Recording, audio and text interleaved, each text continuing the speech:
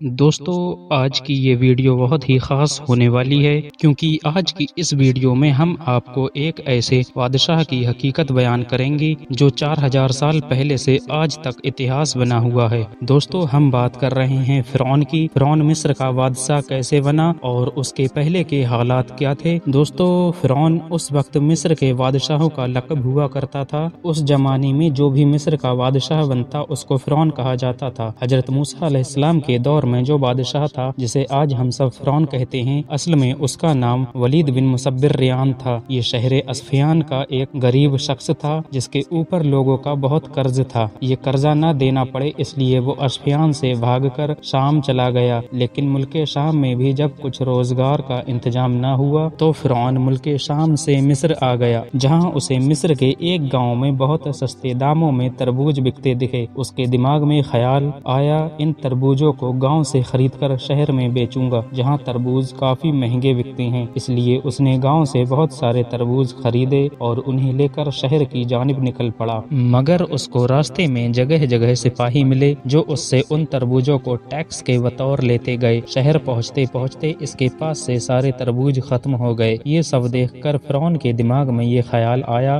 کہ اس شہر میں کوئی شاہی قانون نہیں ہے، یہاں کوئی بھی افسر بن کر لوگوں سے مال وصول کر سکتا ہے۔ اب اس کے دل میں جو اس وقت کا بادشاہ یعنی اس وقت جو مصر کا فرعون تھا اس کے پاس کیسے پہنچا جائے۔ اب اس کو اس مصر کے بادشاہ کے پاس جانے کا ذریعہ چاہیے تھا۔ دوستو اس وقت مصر میں ایک خطرناک بیماری پھیلی ہوئی تھی جس سے روزانہ سینکڑوں لوگ مر رہے تھے۔ فرعون نے اس کا فائدہ اٹھایا اور قبرستان میں جا کر بیٹھ گیا اور اپنے آپ کو شاہی افسر بتا کر لوگوں سے 5 درہم وصولنے لگا۔ اس بہانے اس نے کچھ ہی دنوں میں بہت مال جمع کر لیا۔ اتفاق سے ایک روز بادشاہ کے کسی رشتہ دار کی موت ہو گئی۔ جب وہ لوگ اسے دفنانے قبرستان پہنچے تو اس فرعون نے ان سے بھی 5 درہم ٹیکس بطور مانگے، جو بادشاہ کے سپاہیوں نے پیسے دینے کے بجائے اس کو گرفتار کر کے بادشاہ کے سامنے پیش کیا اور اس کا سارا معاملہ بادشاہ کو بتایا۔ بادشاہ نے فرعون سے پوچھا، تمہیں قبرستان میں کس نے مقرر کیا؟ تو فرعون نے بادشاہ سے کہا، مجھے آپ کے پاس تک آنا تھا، میں آپ کو یہ بتانا چاہتا تھا کہ آپ کے ملک میں بہت خراب حالات ہیں، جس کے من میں جو آتا ہے وہ کرتا ہے۔ میں نے 3 مہینے میں ظلم اور زیادتی کر کے اتنا مال اکٹھا کر لیا تو دوسرے آپ کے افسروں نے کتنا مال اکٹھا کر لیا ہوگا۔ یہ کہہ کر فرعون نے اپنا سارا مال بادشاہ کے آگے ڈال دیا۔ بادشاہ کو فرعون کی یہ باتیں بہت پسند آئیں اور فرعون کو اپنے محل میں ایک منصوبے پر مقرر کر دیا۔ اب فرعون بڑی چالاکی سے ایسے کام کرتا جو بادشاہ سمیت سبھی کو پسند آتے۔ یہی سلسلہ چلتا رہا اور ایک دن فرعون بادشاہ کا سب سے خاص سپاہی بن گیا۔ جب مصر کا بادشاہ مر گیا اس کے بعد فرعون کو مصر کی گدی پر بٹھایا گیا اور اس طرح سے فرعون مصر کا بادشاہ بن گیا۔ کچھ ہی دنوں میں فرعون نے لوگوں کے اوپر سخت قانون لاگو کر دیے اور حکم نہ ماننے والوں کو کڑی سزا دیتا۔ دھیرے دھیرے فرعون اپنی حکومت کے نشے میں اس قدر مغرور ہو گیا کہ خدائی کا دعویٰ کرنے لگا اور لوگوں سے اپنے آگے سجدے کروانے لگا۔ فرعون بنی اسرائیل کے لوگوں کے اوپر بہت ظلم ڈھانے لگا، ان سے بہت محنت کے کام کرواتا۔ دوستو ایک رات فرعون نے خواب میں دیکھا بیت المقدس کی طرف سے ایک آگ آئی جس نے پورے مصر کو جلا ڈالا اور پوری بنی قوم میں سے کسی کو کوئی نقصان نہ پہنچایا۔ یہ عجیب و غریب خواب دیکھ کر فرعون پریشان رہنے لگا۔ پھر فرعون نے اپنے سارے نجومیوں کو اکٹھا کر کے ان سے اپنے اس خواب کی تعبیر پوچھی۔ نجومیوں نے بتایا، بنی اسرائیل میں ایک ایسا لڑکا پیدا ہوگا جو تیری بادشاہی کو ختم کر دے گا۔ نجومیوں کی بات سن کر فرعون نے حکم دیا، بنی اسرائیل میں جو بھی لڑکا پیدا ہو اس کو قتل کر دیا جائے۔ اس طرح فرعون نے بنی اسرائیل کے لاکھوں بچوں کے قتل کروا دیے، لیکن اللہ کے سامنے اس ظالم فرعون کی نہیں چلی اور حضرت موسیٰ علیہ السلام کی پیدائش ہوئی۔ بچوں کا قتل روزانہ ہو رہا تھا تو آپ کی والدہ کے دل میں اللہ نے یہ خیال ڈالا کہ وہ حضرت موسیٰ علیہ السلام کو ایک صندوق میں رکھ کر دریائے نیل میں چھوڑ دیں، اور یہ صندوق بہتا ہوا فرعون کے محل کی دیوار سے جا لگا۔ جسے فرعون کی بیوی آشیہ نے دیکھا،